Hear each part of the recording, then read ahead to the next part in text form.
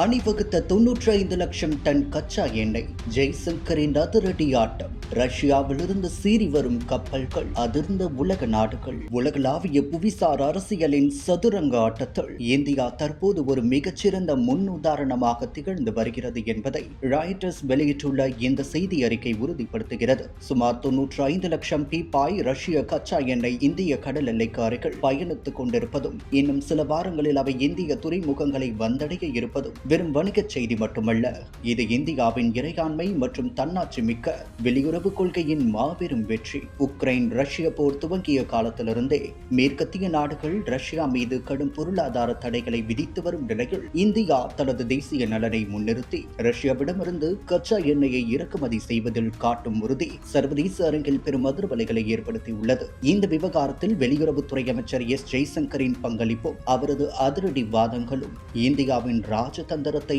உலக நாடுகளுக்கு பறைசாற்றுகின்றன.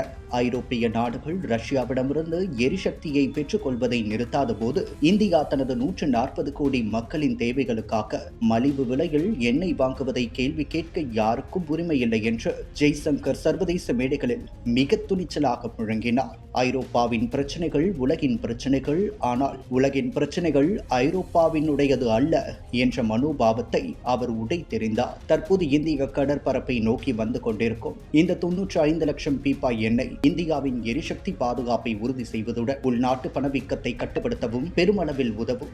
ரஷ்யாவும் எதிரான G7 நாடுகளின் விலை உச்சவரம்பு மற்றும் காப்பீட்டு தடைகளை தாண்டி இந்தியா மிகவும் நுணுக்கமான முறையில் இந்த வர்த்தகத்தை முன்னெடுத்து செல்கிறது. ரஷ்யாவிலிருந்து வரும் இந்த எண்ணெய் விநியோகம் சீராக இருப்பதை உறுதி செய்ய இந்தியா தனது சொந்த கப்பல் போக்குவரத்தையும் மாற்று பண பரிமாற்ற முறைகளையும் கையாண்டு வருவது ஜெய்சங்கர் தலைமையிலான வெளியுறவுத்துறையின் திட்டமிடலுக்கு சான்றாகும். அமெரிக்கா உள்ளிட்ட மேற்கத்திய நாடுகளுடன் நெருக்கமான உறவை பேணிக் கொண்டே அதே நேரத்தில் ரஷ்யாவுடனான வரலாற்று ரீதியான நட்பை முறித்துக் கொள்ளாமல் இந்தியா முதலில் இந்தியா ஃபர்ஸ்ட் என்ற கொள்கையில் இந்தியா உறுதியாக நிற்பது ஒரு ராஜதந்திர வித்தையாகவே பார்க்கப்படுகிறது. வரும் காலங்களில் இந்தியாவின் ஆசிய பிராந்திய மேல் ஆதிக்கத்தையும் உலகளாவிய விநியோக சங்கிலியில் அதன் முக்கியத்துவத்தையும் மேலும் வலுப்படுத்தும் என்பதில் ஐயமில்லை.